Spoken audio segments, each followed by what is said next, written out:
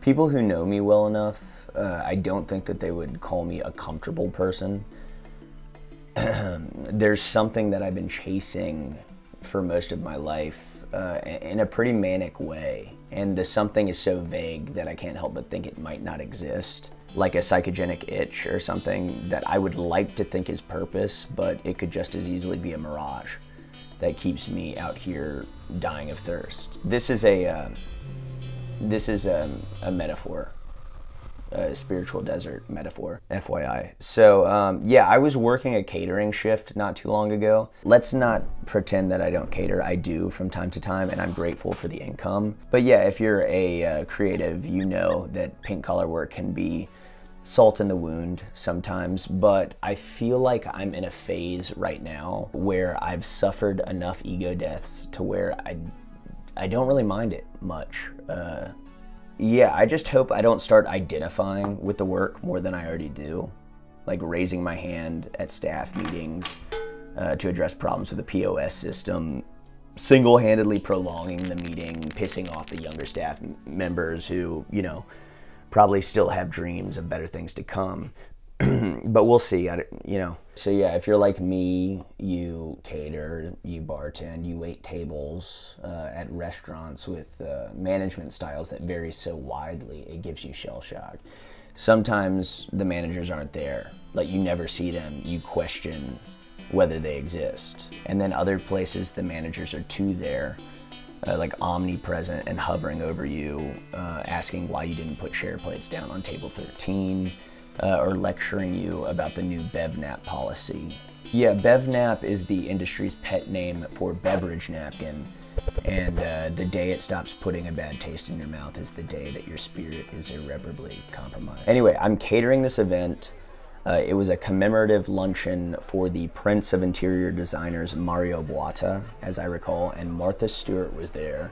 And it takes a lot to piss me off these days on account of those ego deaths I mentioned earlier.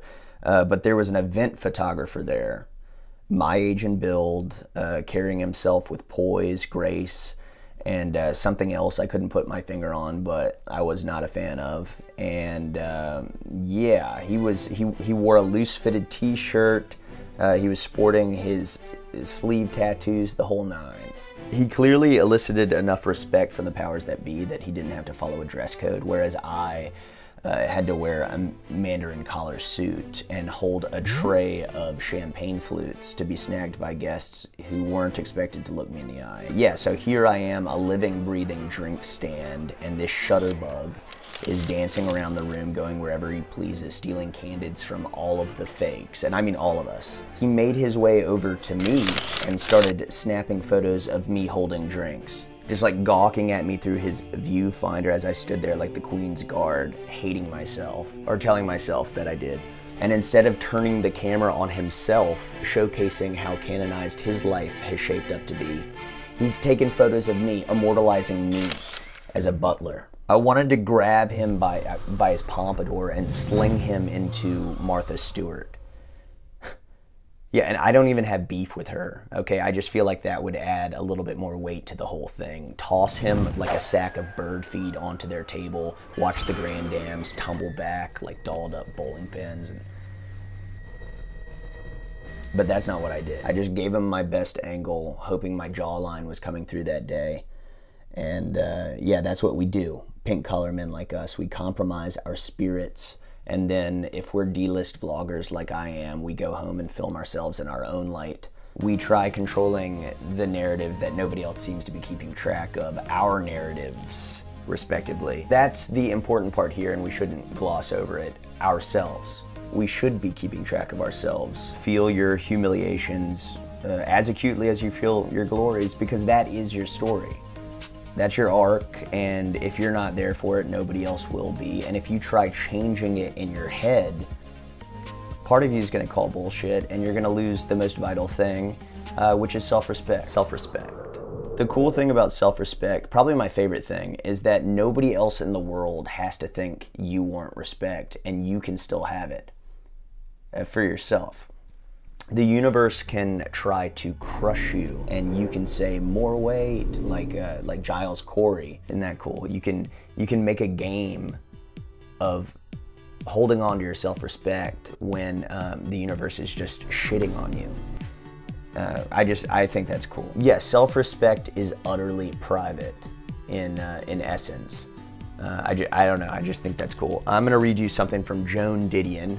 The dismal fact is that self-respect has nothing to do with the approval of others, who are, after all, deceived easily enough. Has nothing to do with reputation, which, as Rhett Butler told Scarlett O'Hara, is something people with courage can do without. To do without self-respect, on the other hand, is to be an unwilling audience of one to an interminable documentary that details one's failings, both real and imagined, with fresh footage spliced in for every screening. If that doesn't make you want self-respect, I don't know. I don't know what will. As for now, though, if I go by artist on my Instagram business profile, because it makes me feel better to see that label associated with me in the public record somewhere, so be it. You know, and if I lack the courage to dismiss my thirst for reputation entirely, so be that too.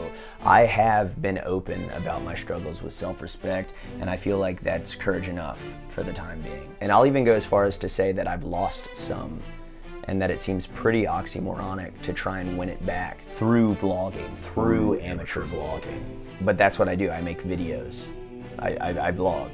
That leads me to the next excerpt from Walden, and forgive me if this is a little dated. Thoreau writes, shall a man go and hang himself because he belongs to the race of pygmies and not be the biggest pygmy that he can?